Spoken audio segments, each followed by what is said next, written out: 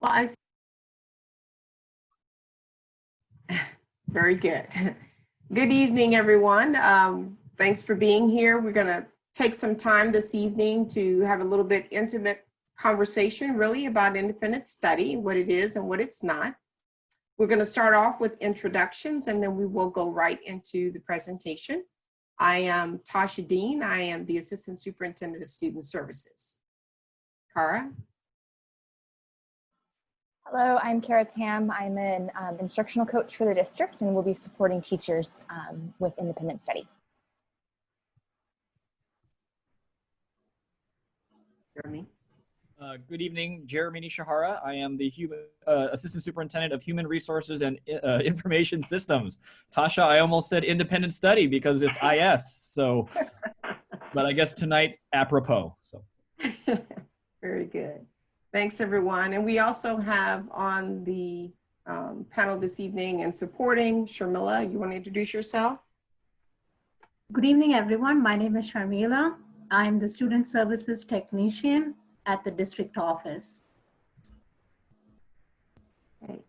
So with that, we're going to go ahead and get started.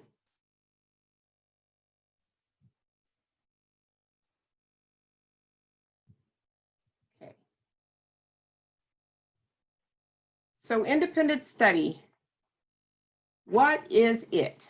There's lots of different things it can be, but our focus this evening is to talk about what it is and what our board policy has outlined for us here in Sunnyvale.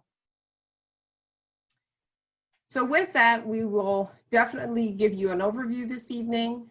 We will also talk a little bit about attendance and record keeping because we think it's important for families to understand what teachers will be looking for, what's important, and what's critical. We'll talk a bit about roles and responsibilities from the student's perspective, the parents, and then the classroom teacher. We will briefly review the master agreement, and this is basically the learning agreement, if you will, between students, parents, and the teacher. We'll look a little bit at what an assignment sheet will look like for your weekly assignments for students.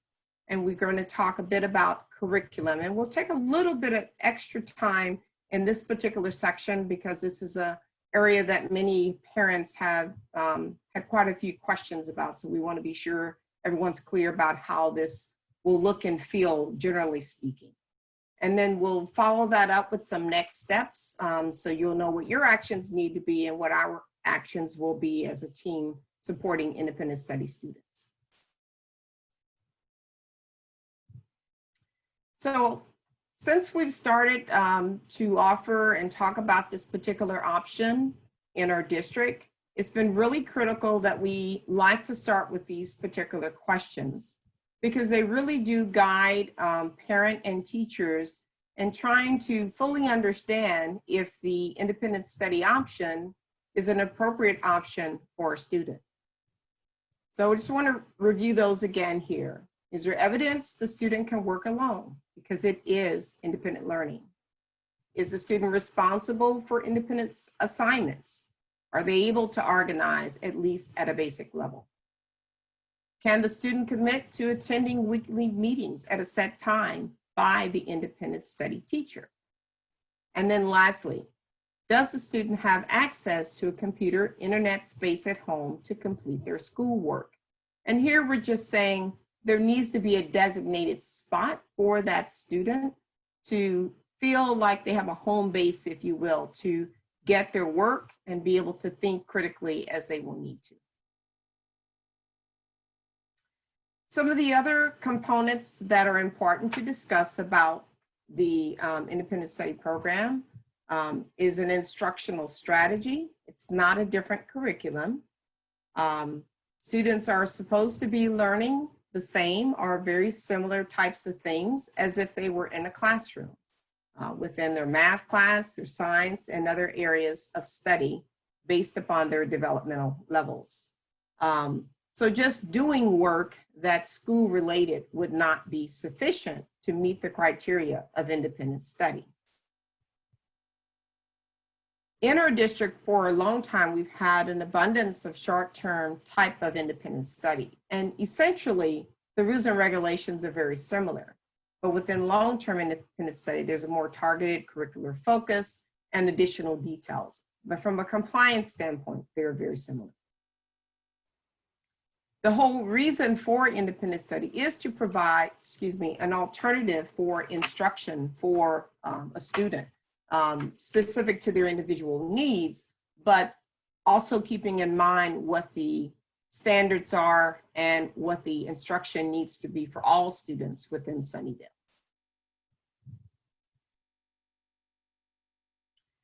So prior to the actual school year beginning with an independent study student, it will be very critical, and it's one of the compliance areas for us, that a master agreement is signed and complete. That is what ignites and starts the process for a student being officially enrolled into the independent study program. Even for students who potentially can only put an X in the box, for example, the whole rationale for this agreement, it's a contract between you and the learner.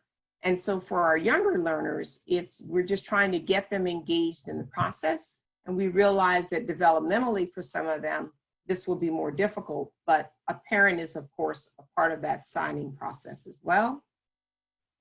The teacher basically will complete the work that is coming in for a student. They will be grading that work based upon the task at hand, and were they able to complete it in the way that it was intended to be completed. And they are still graded in accordance with our grading policy for Sunnyvale. In addition to that, we're looking at the quantity of time. So when teachers are assigning the work, they're thinking about, if this student was in class, what types of things would they be doing? So the assignments are trying to reflect that time that might be spent within the classroom. So those are some of the components that the teacher is looking for as they're making their assignments. In addition to that, one of our requirements, and we just think it's important for you to know as parents, is that as a part of us collecting attendance and being compliant with that attendance, we do have to record the lessons that are happening for students in some way. And one of the ways we'll talk about later in the program this evening is through Acellus. It will be able to assist us with some of the record keeping that is required for us from the state of California. In addition to that, for unique assignments that might be assigned by a teacher, we may require you, for example, take a picture or a video of that project being completed, and then of course maybe a picture of the final product and upload it to the portal, for example. So those are just some ideas of some uniqueness that would be important to do as a part of this program. The next area I just want to speak to a little bit because it can be a bit confusing. I won't go into great detail, but it does give a little bit of perspective. But that is, we will make the assignments as a teacher. The goal is to look at, okay, what would a student do for weekly assignments? This is just a random example to kind of help see the point here. So the teacher is assigning, like I said, how much time would it take to complete this particular task?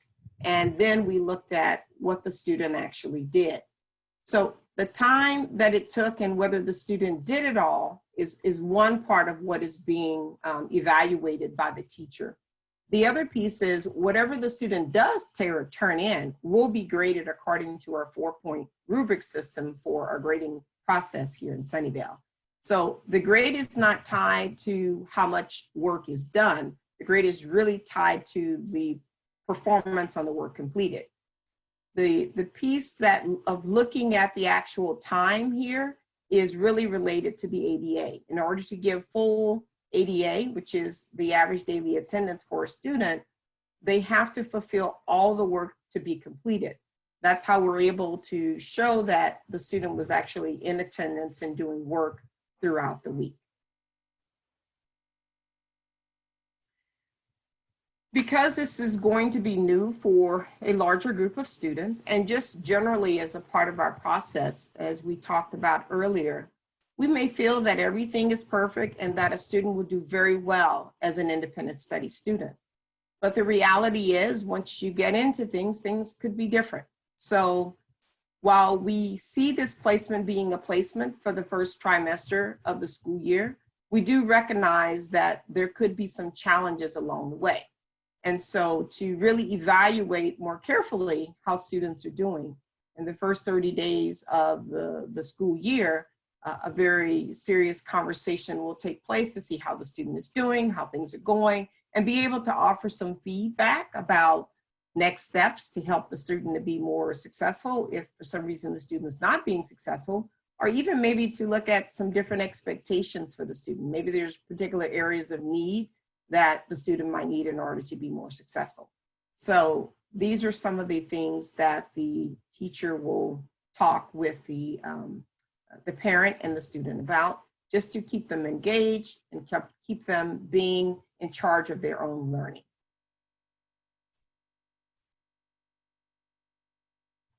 So as a part of the program, we did speak to roles and responsibilities. And the student, these are some of the main responsibilities. Of course, there will be some others, but they have to sign the contract and be engaged and willing to participate. They will need to understand when they meet with their teacher each week to be clear about what their assignment is and what their expectations are to complete that work. They are responsible to complete all of the work that was assigned prior to their meeting with their teacher each week. With regards to our parents, the level of support, of course, that you need to provide to your student will depend upon his or her age and their developmental appropriateness. You know, every student is at a different place. So parents often know their students even better than we do, of course, sometimes. So knowing that if you need to be more involved or less involved or at particular times of the day, those will be things you definitely will know. We will ask that we get the independent study contract. We're working for 5 days in advance, but given the fact that we are trying to provide more information, we're going to be more close to the start of the school year, but that's why we will have a very quick turnaround in order to be sure contracts are signed and that we can begin signing students to teachers and moving into the school year. You will also be able to keep an appointment with a supervising teacher. The purpose of this would be to go over your independent study contract and other types of details. We will talk more about that at a particular meeting with parents at a later time, but the whole purpose of that is to reiterate some of the things we're talking about today, but also to ensure the details of the contract and the weekly assignments. And then lastly, of course, support students in being able to get their work done. And if you see hiccups along the way, of course, the policy still is in place. So if a student is sick, let us know. We would need to mark that and be aware of that, just like if a student was in school on a particular day. That lets us know it would be unrealistic to think they did the work if they were sick 3 of those days. And then we could reschedule and be sure that the student is able to get the work done. For the classroom teacher, the big designation here is the teacher really becomes the facilitator of the learner, just as they are in the classroom, but the instructional portion of their day is really the student doing the work, the parent doing the work, and that's also why we are utilizing a CELIS program to support some of that asynchronous learning for the student, so that they still are able to get some instruction related to the core areas of need that we want students to have. Some parents may choose to provide some additional content as a part of that instruction and learning, but we are utilizing the program and integrating it so that we can ensure that students are getting the information that they need. In addition to that, if a student has an additional teacher, for example, a special education case manager, they will also be a part of the student's independent study program and plan and be engaged as a part of that process to understand what the students are learning and be sure that they're supported in the way that they need to be. Be a part of the weekly meetings when appropriate with students to ensure that there's clarity around weekly expectations, especially for our younger age students. And then be responsible to be sure that we're able to grade accordingly the assignments that are coming in. We want to be able to do that. And then, of course, we will be evaluating and submitting work probably to the office every 10 days. And that's to give time for teachers to look at the coursework, see how it's going, and be thoughtful on that. And so we want to give a little bit of lag time. So the reason I wanted to point this out here is that some of this information will be directly in the Acellus portal. And so if you see a delay, I don't want you to be alarmed that teachers are not aware, but we want to give them time to be able to respond to the work that's coming in. So I'd like to take a little time now and talk a little bit about Acellus, just to give you some response to some of the questions that you've had. One of the questions was, I don't want my student online for long periods of time. I think the teachers will be able to balance how much that time is developmentally based upon who the students are that they're serving. The lessons are developmentally appropriate in the system, so that is kind of taken care of for those lessons that will be assigned. And then with regards to other curriculum, that will be left to the teacher to assign supplemental assignments that complement the work that's already in Acellus. I do want to reiterate, though, not that we're going to use everything that's in Acellus to assign work to students. It does have the capacity to do that. And so we wanted to have that available because there will be some uniqueness for students and situations who are part of the program. And so we wanted a tool and a portal and a support that would allow our teachers to have as much support as possible in order to support the unique developmental needs of each of our students. So it has a capacity to do and have the flexibility that the teacher will need to organize and plan weekly assignments for students. To give you somewhat of a perspective of what that might look like. So this is just a sample, not to say this will be the schedule for your kid, but this is a potential elementary schedule. So I'm going to take just a little bit of time to explain this. So the idea is each morning we would want the student to begin their day by taking a look at the Acellus program, to look at their learning plan for the day, just to remember and take responsibility for that. That may be a time for younger kids that you will do that with your student together. Talk about it, have a dialogue, simulate maybe a morning circle together about those things. This is what we're going to do today, and maybe sing a song. But the idea is to engage the students at the beginning of the day about what is it they're supposed to do and what to expect from my day, so that they will know that. So that's kind of the start of the day.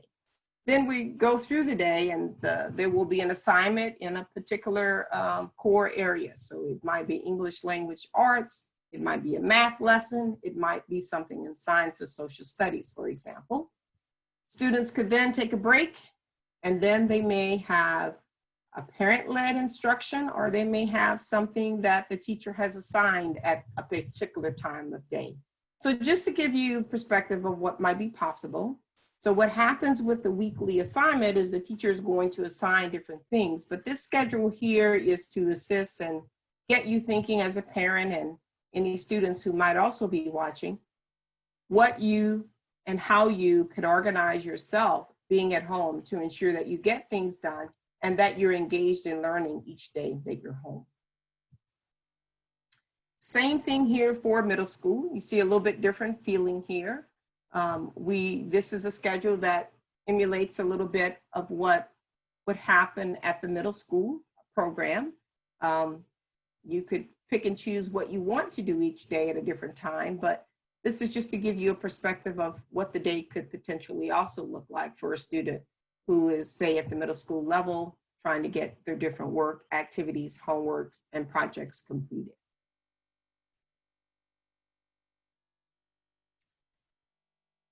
So here is the master agreement. This is what that would look like. See, it's pretty basic. Start, end times, who your teacher is, contact information, going through some of the critical components here that we've spoken about here this evening and many times before. And then on top of that, we have the signatures here at the bottom where we need to sign in for this, okay? And so many of these are it's very similar to what you've done in the past, if any of you have done an independent study contract, but this one's more specific for a long-term training program. This is the example of what an independent study assignment sheet will look like. You'll see what the assignments are for the different subject areas. There will be a calculated time of probably about how much time this will take. And that's an average of time. Some kids might be quicker, some kids may take a little bit more time. Some students may want to take a few more breaks along the way, if you will. So, but this is just to give you a gauge of how much time it would take.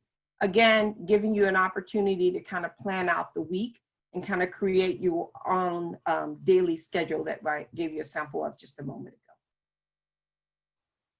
So with that, this is just the platform. So for those who will be moving forward in the independent study, this is what the icon looks like. So when you download that, you'll get a perspective of what that looks like. There is a link here, which we have sent out before, which gives you a pretty comprehensive look at what the potential course offerings might be for a student. And so with that, I'm going to turn it over to Jeremy, who's going to tell us a little bit about what happens next. Thank you, Tasha. So the next steps are, and it's a little bit of a tight timeline, so we apologize for that, but as you know, we've been contacting everyone since mid-July about the conditions of ever shifting of our opening of school. And so we're going to try to make the best of this short timeline. So you should have already received an opt-in form to your email. We invited everybody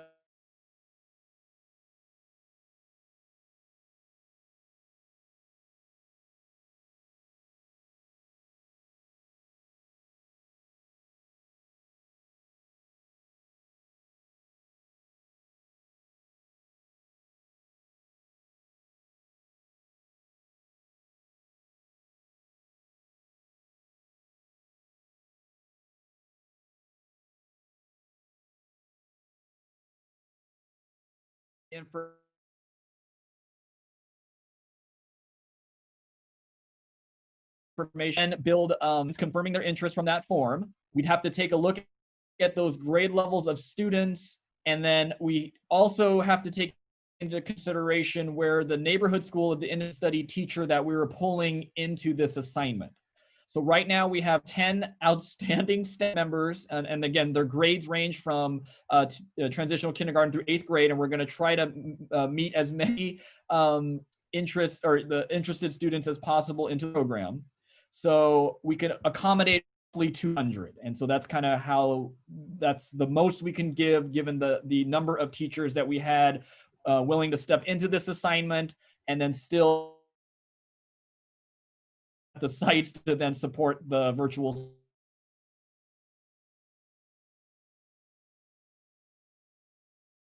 school at the teacher the neighborhood program. Initial list, and then we have to then break it up by grade level and the grade level of the teachers who are supporting them. And just a warning, just like we do for some of our neighborhood programs, we do have to take into consideration the enrollment of that site. So in some cases, we will have to prioritize. If the teacher is, for example, from Fairwood, we might have to pull that teacher level independent study students into their class first in order to make sure that, for example, Fairwood has enough their site for the virtual students. So that's a terrible way for me to say that, but I'm trying to understand that there's these multiple measures kind of moving around, and we're trying to hit that sweet spot in the middle of making sure that we have enough teachers are qualified in that grade level to teach, because again, it'd be hard to independent study teacher to support a grade span of, let's say, TK to 3, if the number of their students are in that range of a grade level. And then we also need to accommodate the interest and their and getting their questions answered. So I'm going to stop there because that was kind of a weird way to explain. One other question I saw in the chat was, is it possible to start in virtual and then move into independent study? And I would say I don't think so, because even if all 400 students expressed interest in independent study, we would only be able to accommodate 200. So we would maintain a wait list for that and then be able to fill if as vacancies occur. So option would not be available. Then the next step, after knowing who the families who are in independent study, will be notified by this Friday, after getting the information back tomorrow night. And then you'd start to hearing from your independent study teacher as of Mondays, to then signing of the master agreement, setting up your meetings, and then moving forward into the school year starting on August 19th. I know there was another question, materials, so that would then be coming after the discussion with the teacher to how to procure your grade materials. And then no fear, if you're just from what you heard tonight, if you find that independent study program is not what you were thinking, and you thought maybe it was a one-on-one teacher or something to that effect, you don't have to do anything. Your default, and you have not lost your space at your neighborhood school, and you would be assigned a virtual school class and then communicated by your neighborhood school about that assignment, again, for an August 19th start. Thank you. So at this time, we're going to proceed with taking a few questions. We have until about 6 o'clock, so we time. I'm going to ask that if your question has been raised by someone else, if you can just let us know that when we call upon you. Try to keep it to about 2 minutes, so then that way we don't we give everyone an opportunity to hopefully get their question addressed. With that, Ali, are you going to call, or should I do that differently?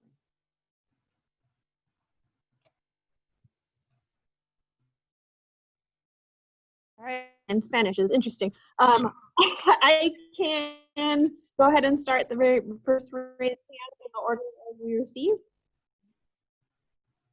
All right, so first up we have Jane Albright, and next up is Ambrosia Studley. Jane, if you want to go ahead and unmute yourself, you should be able to talk.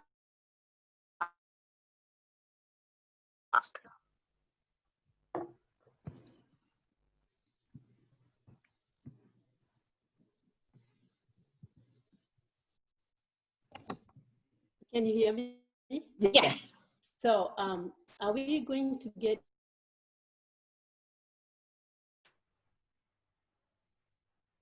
Yes, if you need those, whatever the schedule is for your homeschool, you should facilitate up with your homeschool site. The reason why I was asking this is because when I was signing up, there was a section that did not allow us to say that if we needed a computer. So I never requested one. Okay, yes. So no, that's shouldn't have apologized for that. So just once you independent study program or the virtual school, if you need a device and or internet connectivity, that will be provided for either program. Okay, thank you. You're welcome.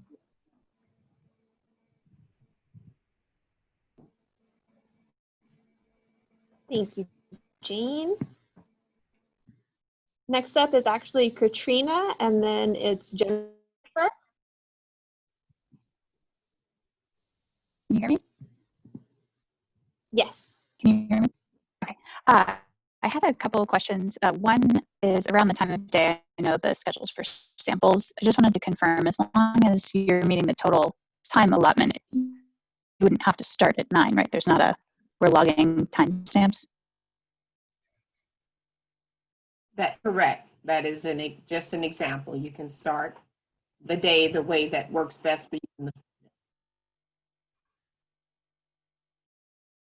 Okay, great. And then I guess I'm still a little confused about how the ADA is measured or calculated.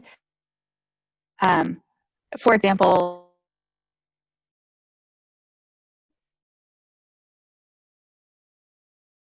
are parents inputting how, I have a kindergartner, are putting how long it took the student to complete it? Is this captured virtually based on reading assignments or time to complete assignment?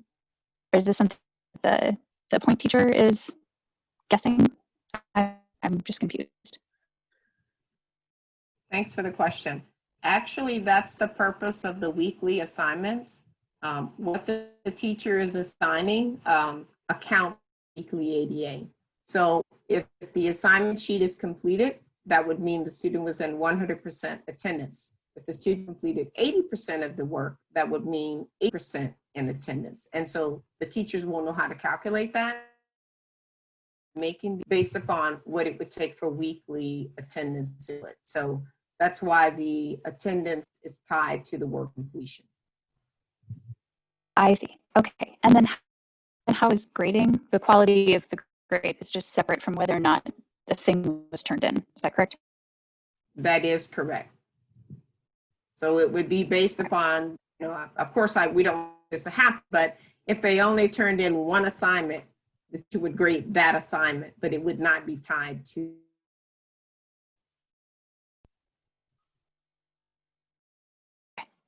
That is helpful. And then the last question was, at the parent tech night last night, there were certain community like class dojo mentioned. I wasn't sure if the independent studies students would at the very least have access to those platforms or not. I think I heard that. I want to be sure I'm answering correctly. Yeah, at the parent tech, there were some software programs that were mentioned. I believe one was called Class Dojo, which is kind of like a place where, you know, parents and teachers can all kind of come together. And I wasn't sure if that available to independent study students and parents based on the class they would have been assigned setting, or if they're excluded from those communities. I would say for those classroom communications, they would not be a part of those because that would not be your classroom assignment. Some of the independent study teachers may choose to use something like a class dojo in addition to the primary communication and portal would be that particular system. And they would deviate from that if for some reason it was not working for family and student, but that would be left up to the teacher to design that communication process. Okay, thank you very much. You're welcome. Thank you, Katrina. Next up is Jennifer and then Anu Gupta.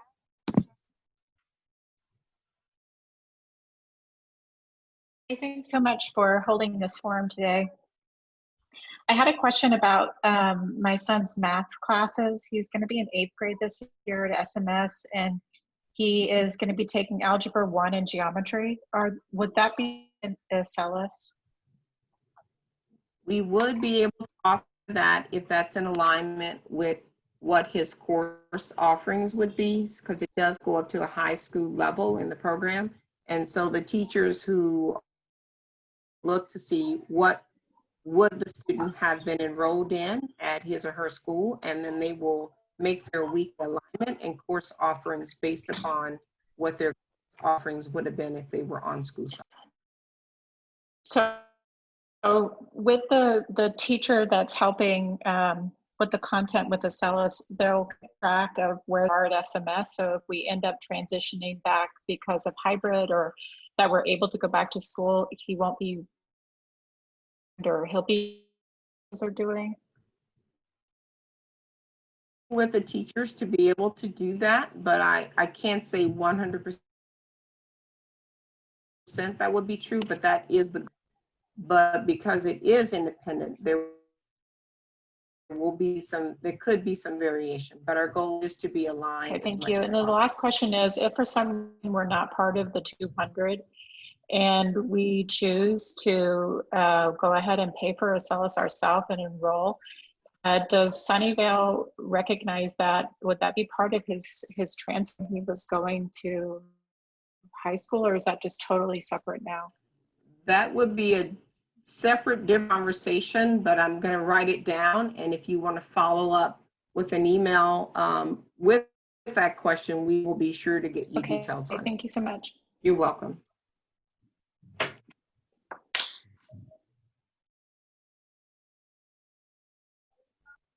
Thank you, Jennifer. Next up is Anu Gupta, and then it's Lee.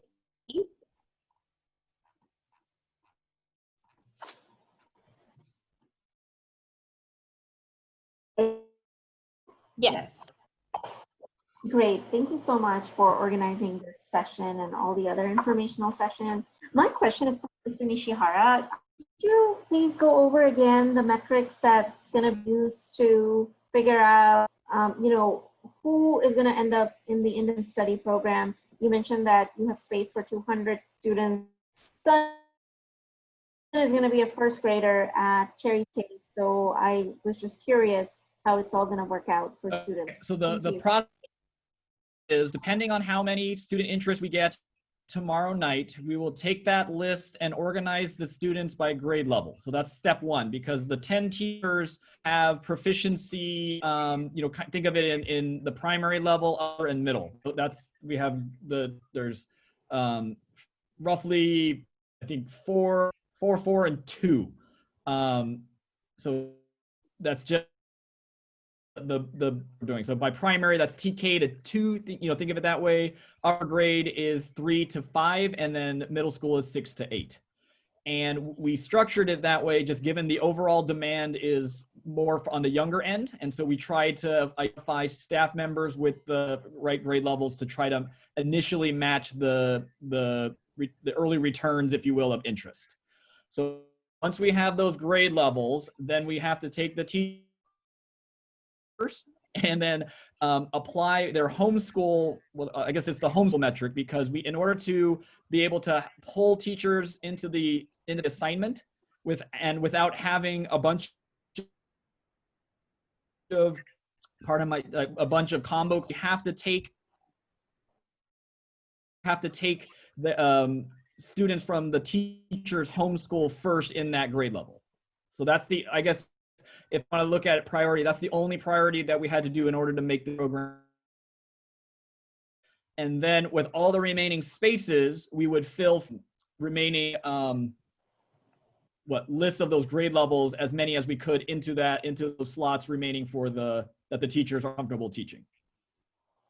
And I apologize if it sounds a little nebulous, only because I have to come back tonight. And then, we have to have a conversation. Let's just say, if I'm going to make this up from an SMS parent, but what if no middle school people sign up, going to tip on? So I really can't answer more than that, because it all depends on demand, trying to meet the demand from the community. So, but that's the general process. It sounds like there are more students at a particular school that are interested in independent study. The teacher who's participating in the independent study, those students will get preference at that with that teacher before the rest of the students are considered. That is, I apologize for having to do that, but that was essential for us to be able to offer this program without decimating the virtual school class assignments. So Thank you. Reason for had interest just from across the district in different grade levels. And so that just made it a harder variable for us to do, right? So yeah, I guess that's the best answer I can give. And again, I apologize for struggling with it, but I'm just trying to envision the numbers as they come back in. So. Teachers, how many students, independent study students, will be assigned per teacher, or that just depends on what you get by the end of the day tomorrow? It kind of depends, because you can imagine if you're a teacher supporting a 3-level grade span, and that's the way the numbers work out, your class load would be adjusted lower. And then if the numbers fall out where you are a independent study teacher and are able to support all of the same grade level, so you're prepping for the same grade level, we can adjust the number higher. So the number we've been using is approximately each teacher will support 2 grade levels and roughly 20 students. And so that's why we said 10 teachers times 20 students is roughly 200.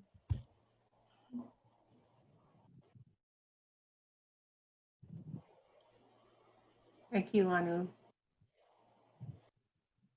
All right. Next up is Lisa D. and then Carlos Cabrera.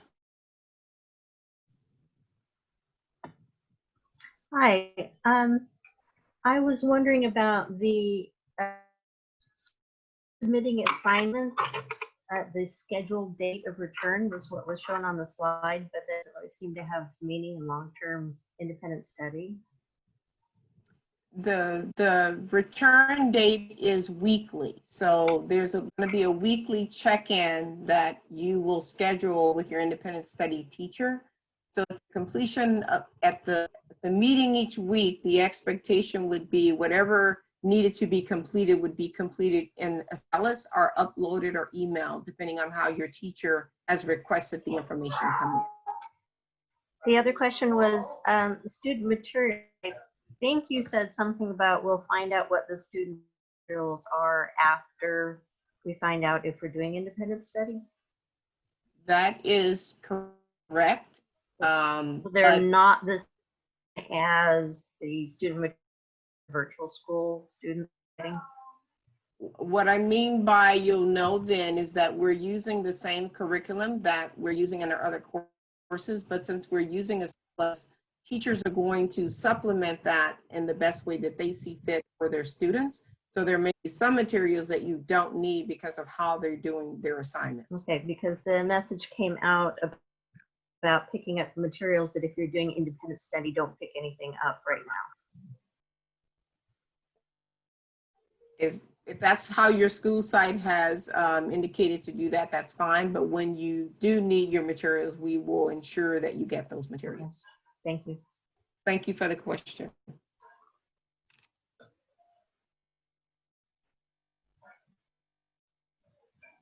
Thank you, Lisa.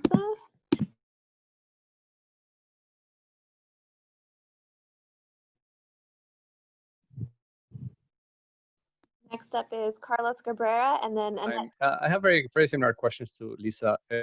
So just to confirm, so students don't need to log in daily, right? They just need to make sure that they complete the weekly assignment, that meeting with the teacher, correct?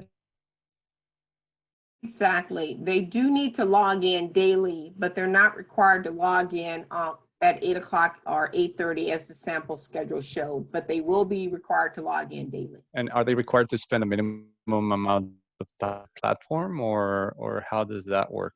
The time on the platform will be tied to the courses and ensuring the students get the instruction and information needed. So that will be assigned developmentally. So younger children will spend less time on, older students will have a little bit more time on coursework.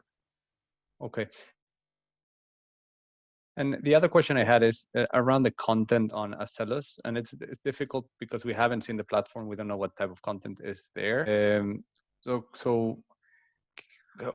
what's a mix of content between what a Sunnyvale share through the platform versus what Acellus is going to provide, and what type of content is Acellus providing? The Acellus content is going to deliver, and our main purpose for its utilization is to provide a core instruction on a particular. If I was doing two-digit addition, to provide a lesson in a on two-digit addition. So now the student has heard that, so they have a little bit better content. So now they can go and work on their assignment or worksheet or activity maybe that a teacher has assigned. Okay, thanks. Go back to where the link is so we can write it down, the link for Acelas. Let's see if I can get to that. We will be sending out the PowerPoint presentation. Okay. Thank you very much for your time again. Absolutely. Bye. Thank you, Carlos. Next up is Annette Johnson and then Melissa Vineyard.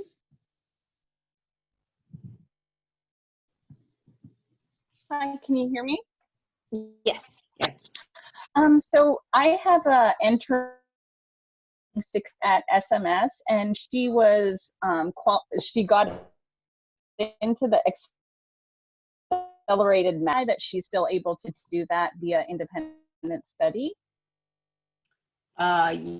Yes. Again, if the independent study teachers will align with what the student would have been taken if they were on campus, that will kind of help them do their mapping and assignment of weekly lessons. So if that's what she would have been in, her lessons will reflect that. Next question is, so that teacher that my student meets with every week, is that teacher able to help my daughter with questions? Like, for example, if she's struggling with a concept, can that teacher help? Or is that teacher mainly there just to track what she turns in and assign things? Or is, yeah, that's my question. Yeah. Primarily to facilitate the learning weekly and ensure it's there. Some support will be provided, but there are some additional options that the independent study teacher might assign in Acelas to help. The other aspect of the program where we're using it too is the program will somewhat also recognize if some challenges exist, and that will also alert the teacher as to how they may want to intervene and also how the system wants to intervene. So it's kind of a dual approach to the instruction and the learning. Okay. And then my next question is, I also have a second grader, and for example, kind of along the lines of what Mr. Cabrera just asked, are we parents allowed to not use Acelas? Like if we'd rather use like manipulatives or something to do a concept or a lesson with our child, do they have to watch the video? Or are we free to do it our own way? And like my sixth grader, she likes Khan Academy. So can she use that instead of using Acelas, or is it like a requirement that is somehow tracked that we watch these certain videos assigned by our teacher? Yeah, there is a level of requirement to follow the program that the teacher has been in place. The rationale for that is we want to ensure that students are getting the concepts that we know we are required to teach and provide them. So we do have to have the teacher kind of in charge of the learning plan. But conversation you can have with your teacher if there's some variation that's needed, but ultimately it is the teacher's responsibility. I see. I see. And then my last question is just about electives for my sixth grader. Are they, is this the teacher that we're working with, is there electives for independent study? There are some options within the program, and then depending on what the student's interests are, the teacher may decide to approach the elective in a different way, but there are some options available within the program as well. Okay, super. Thank you very much. I appreciate it. Absolutely. Thank you, Annette. Next up is Melissa Vineyard and then Celia. Hello, this is Melissa. Can you guys hear me? Yes. Good evening, Melissa. Okay. Good evening.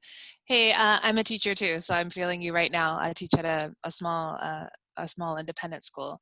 My big question is, I have two kiddos. I have my oldest son who's entering third grade, and I have my little guy who's entering kindergarten.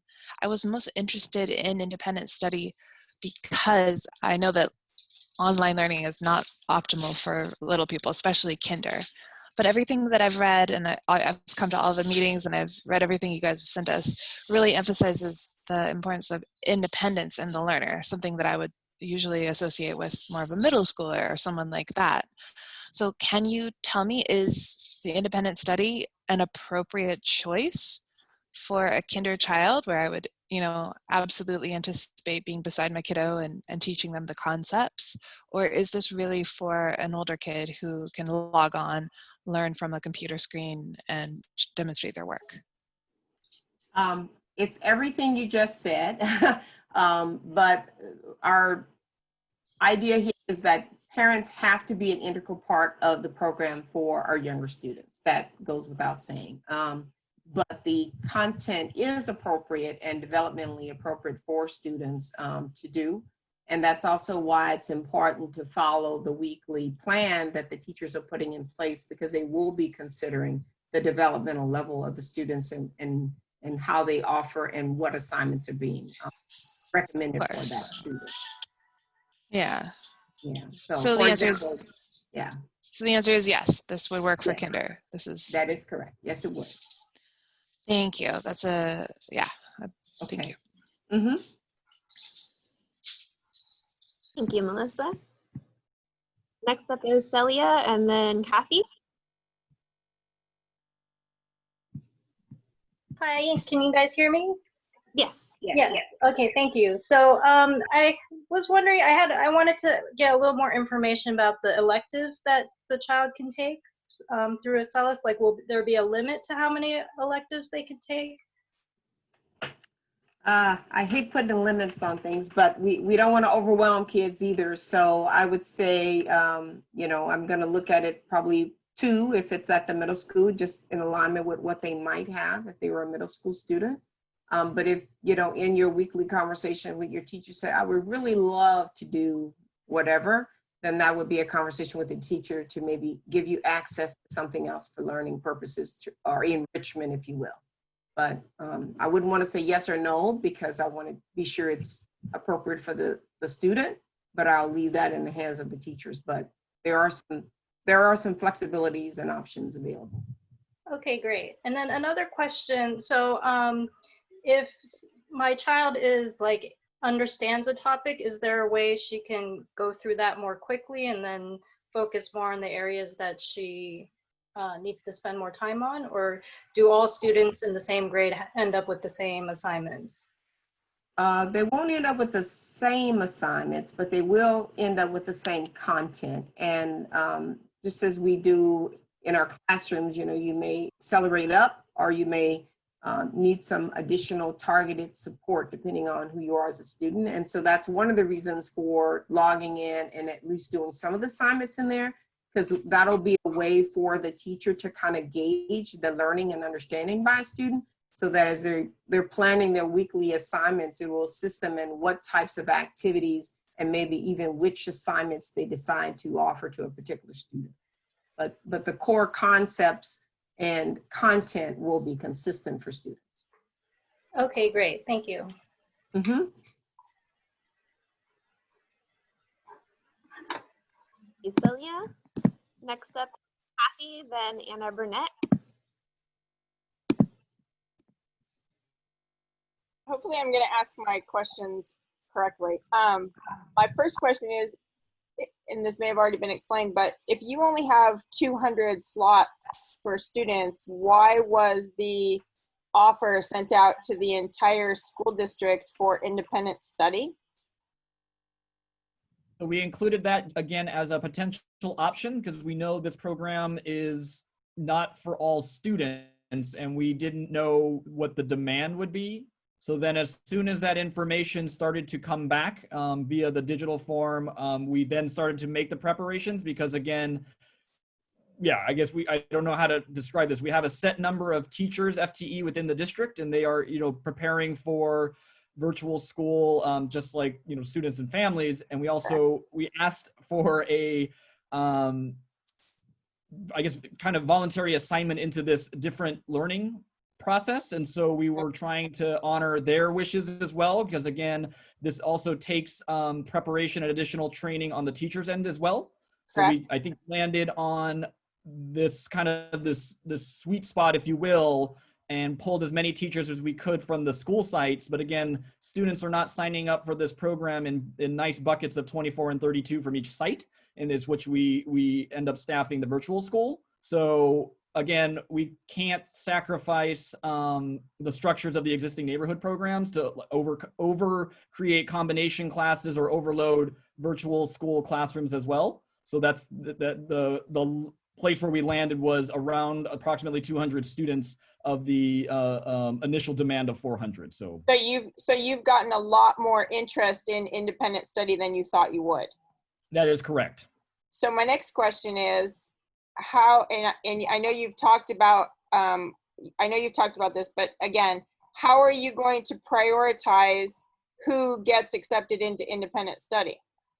So the only priority we're offering is if the teacher we had to pull from the particular school site who volunteered is now the reason we pulled them out of, let's just say, first grade, and there are 6 first graders that expressed interest from that school site. The reason we were able to pull and make the rest of the numbers work out, those were the students who would be prioritized into the program in order to make then both the independent study program viable and the virtual school.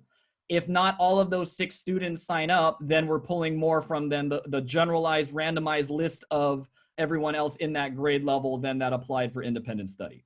And that's true for elementary and middle school? That is correct. So, but what if you pull students and somebody's student, my student, any of these people on the phone call student, has a need to be in independent study? You know, like say for example, you have a student where they could do fine in a virtual classroom, you know, just for whatever reason they want to be on independent study, but you have a student that has an actual need, or I don't know, I can't express everybody's needs, but you've chosen a student who might not necessarily need to be in independent study. Then the student who has this need gets thrown into virtual classroom and just refuses to do school or do anything or go to any of the virtual classroom meetings or, you know, whatever. I mean, yeah, I guess you hit it on the head a little bit where, you know, as far as each individual student's circumstance, we're having to take that at everyone's face value. If they're expressing interest, they have a particular reason for doing that. Kathy, yeah, because there's no screening or I guess there's no tests or something to that effect to test into this program. So I know, and but Kathy, just to address the other half of your question, things like that happen throughout the year. So what I would say is if someone really needed that and they were in virtual school, we would address that like we address other needs that come up. There's, a reading challenge or socio-emotional needs. So the teacher, the school side would have a discussion about that and have an intervention, maybe an SST plan to address that particular need that a student had. So I just want to make it sure for you and any other parent who's out there is that we're not saying we don't recognize that there's going to be levels of need for everything in the class, whether it's virtual or when we're back in the classroom or even in independent study, which is why we're constantly evaluating and trying to figure out where our students are and what their particular needs are. So we do have to stay within the priorities as Jeremy has talked about, but we do recognize there will be some uniqueness and we will deal with that uniqueness case by case. Okay, so this is just my last clarification. So my daughter's in middle school, and if the teacher you pulled is a 7th grade teacher, then you'll prioritize 7th grade students over the others. So say you can only take 10 students. If 5 of those are 7th graders, then you'll pull another 5 from 6th and 8th grade. Yeah, and again, I appreciate what you're saying because that is the conundrum, because I don't know who's actually going to sign up right now, right? And we're going to there's a little bit of art in this to make sure that's where that's coming from, right? So you don't know the teachers yet that are going to sign up. No, we do. We've identified, I think I tried to express that we have roughly four teachers in the primary grade levels, 4 teachers in the upper, and 2 for middle. And that was based upon the general spread of the original interest from the original 400 of where their students were coming from. Okay, so so sorry. So was I correct? If you have two teachers for middle school, if one's a 6th grade teacher, one's an 8th grade teacher, you're gonna put students from 6th grade with the 6th grade teacher, students from 8th grade with the 8th grade teacher, but what happens to the 7th grade students? So for middle school, I don't think it's going to come down to that level. It really is, we have to make a logical determination based on the number per grade level. So I see what you're saying. So yeah, as far as the grade level, my consideration, I don't know how to describe this. The middle school is a little bit of a simpler section where there might be a 6, 7, 7, 8, but again, it depends on the number of students, because one model would be, oh, then just have one CMS and one SMS teacher, but then that particular teacher has 3 preps, right? They're prepping 6, 7, and 8. So we're trying to balance the workload on the teacher, because then they can accommodate additional students. So okay, so now sorry everybody. So now you just brought up another point. Keep going. This is probably the trickiest wicket of this whole thing. So keep going, Kathy. So Kathy, I'm sorry, Jeremy, but I know other people are on, and we do have a hard stop because we do have a board meeting. Yeah, this is really fast. So okay, so, all right, thank you. Columbia Middle School and Sunnyvale Middle School, are they considered separate, or are you having teachers for both? No, we're looking at 6 to 8 as one big bucket. For both schools? Both schools are in one big bucket. Wow, okay. I don't envy you. Thank you. Thank you. I just want to remind everyone, we do have a stop time. We're over that, but we're going to extend and continue to about 6:15. And whoever we have not gotten to at that time, we would ask that you send us your questions so we can try to get those addressed to you by sometime tomorrow or later this evening.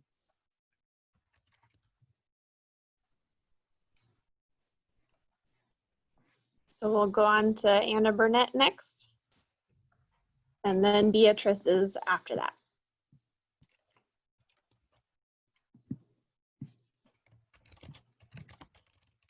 Hi, I just have kind of like Kathy, I'm a little bit frustrated that I thought this was a complete option. And now I'm being told very shortly before school starts that so I have 5 kids I was planning to independent study. Realistically, I don't see how our internet is going to support, and even if we got hotspots, it's not like that is, my husband also teaches from home, so that's 6 Zooms going almost, the majority of the day long.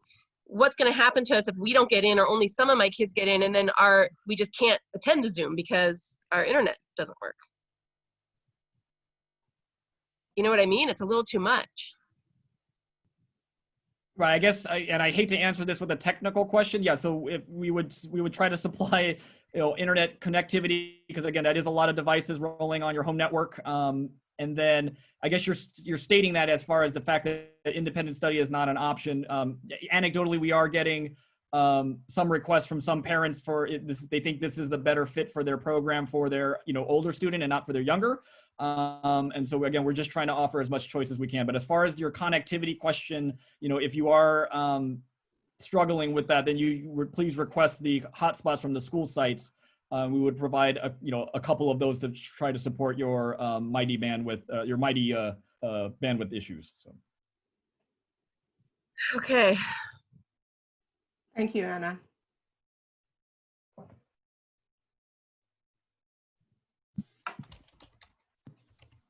Thank you, Anna. Next up is Beatrice and then Rami.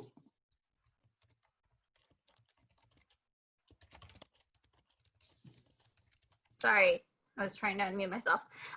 So I had a question. Do you have independent study teachers for all sites? And if no, does that mean that if our child attends a site that does not have an independent study teacher, does that mean that they won't get into independent study?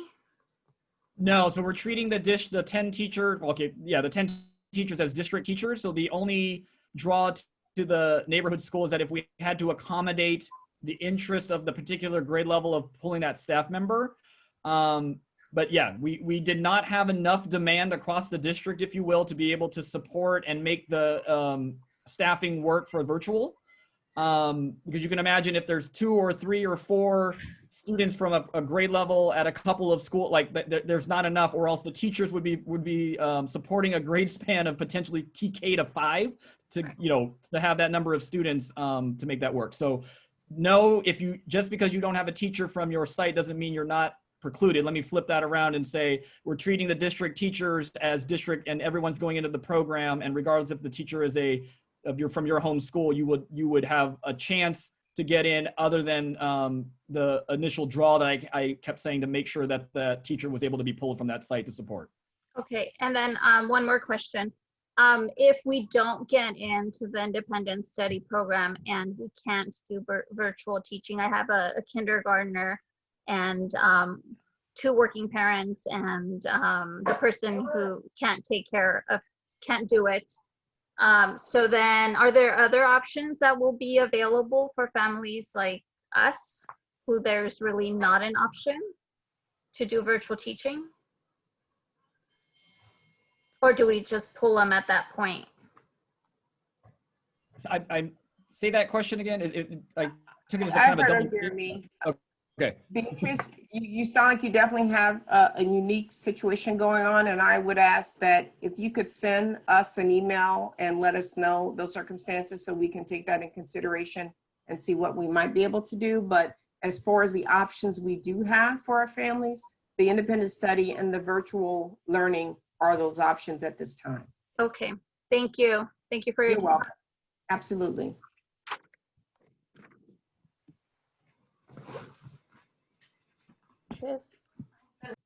Next up is Romy, and then it's William Wang.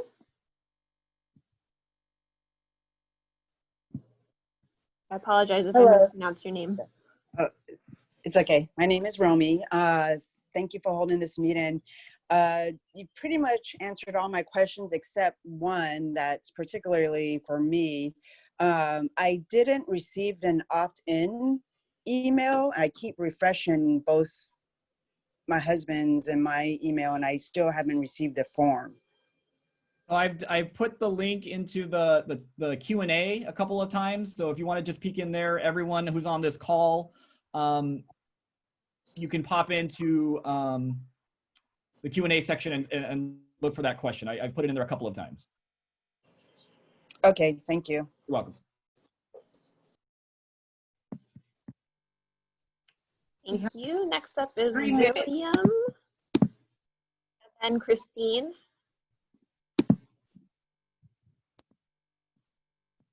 Yes.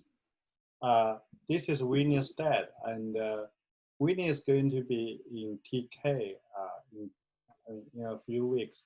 We want to limit his screen time. We just wondering how much time he is supposed to spend on the assignments. Just in general, William, you mean how much instructional time? In general, yeah. Yeah. We will be aligning with the school size. I think it's 180 minutes. Don't quote me, I'm not good on those instructional minutes. But I think it's 180 minutes a day of instruction time. So the teachers who will be mapping out the weekly work will map out a weekly plan that aligns with needs and expectations for a TK. So basically 3 hours a day on screen.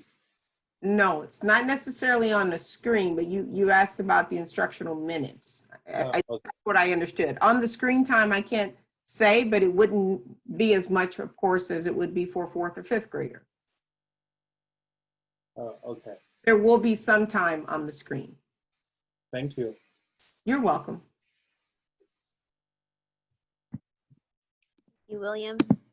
Next up is Christine, and then Maya Thomas.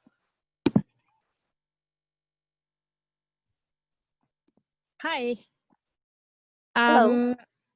Thank you for hosting this forum.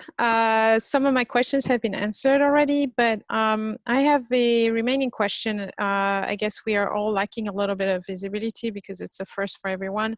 One is about the platform, because we don't know what it is at all. I'm still wondering what room there will be for the students to be able to keep using tools that they've been using. Like, for example, in our case, for years, my daughter has been using Khan Academy for math. I know that she works well with the tool. How soon will we get an idea as to the requirements to use the Celis platform, and how is there any way to know any kind of compatibility to be able to translate some of the content, the assignments done in Khan Academy, for example, into this platform? Because I know that from experience, my daughter has used several platforms before. She's used the Summit Learning platform as well. And that, especially when there is no no specific teacher for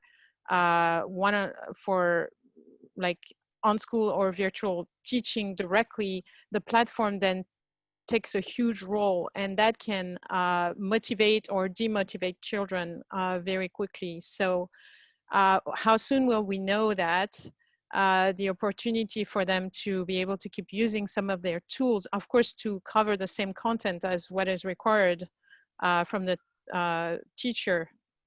So that's the first question I have.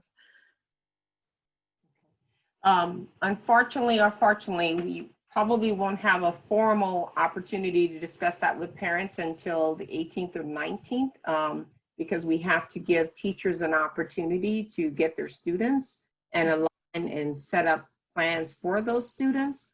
But as far as your question with regards to the Khan Academy, it goes back to an earlier question. The teachers have to assign so that they can ensure that the core standards are being taught and the content is coming. They can complement that in the way that they see fit with Khan and other things that they think are helpful as a teacher. And that's definitely a conversation you can have with your teacher, but I don't want to say how much or how little in Khan or any other program, because that is at the teacher's discretion for being responsible for the learning and the facilitating of that learning. Okay, thank you. A similar question is, how soon are we going to know? My daughter is entering 8th grade at SMS, and she had high hopes for the electives she chose, the first and second choice. And we understand that if she does independent study, that's going to be different. But how I heard or read that there is going to be a concept of elective also via Celis. Will that be known soon? And is there any opportunity to have some similar electives? It would depend on what the electives were. There are Right. some similarities, but of course won't be exactly compatible just because it's not designed that way. But as much similarity as can be provided will be provided. Okay. We're gonna have, yeah, thank you. We're gonna May I ask you a last question? If the student does their first trimester this way, or however long that takes, how do you has the district plan for a reintegration plan for those students, or are they pretty much on track to do a full year of independent study? How are you going to allow for any kind of transition back into the classroom if and when that happens during this school year? At this time, we do not have a full reintegration program, but we but we do recognize that that would be necessary based upon how students are performing and what their particular needs are. But we do recognize that is an important aspect. So is there, knowing that, is there going to be any opportunity for those students in independent learning to at least get to know which teacher they would otherwise be assigned to, which classes they would be with in the future trimesters? Do you mean at the middle school, or do you mean? Yes, like at middle school, for example, say you have first and maybe first trimester this way, and maybe like second trimester, and then the third trimester, everybody goes back to school. If that were to happen, for 1/2 or 2/3 of the year, those students in independent learning would not have known any of the other teachers that they would normally have if they were attending school, virtual school or school on site. So would they essentially be catapulted back into a class where they know no one, not even the teachers, or would there be some kind of like different type of reassignment into the school? We will take that question, but I would say we don't have a definitive answer because we don't have a reintegration plan at this time, but we recognize that would be necessary. Okay, thank you. Very good question. And with that, Ms. Wilson, I think that's our last question because we are beyond our time. Again, I want to encourage anyone who did not get a chance to ask your question, please send that. I think you've been given a link to be able to do that. And we will try to get back to you by tomorrow. We have a late evening tonight, so it may be later tomorrow afternoon, but we will definitely try to get back to you tomorrow. And with that, we just appreciate you taking the time with us this evening and having this conversation, and know that we are in this together, and we recognize that you may not get the full response of what you need, but we are working to ensure that each kid gets what he or she needs in the best way we possibly can. So again, thank you for participating this evening, and we will be in touch.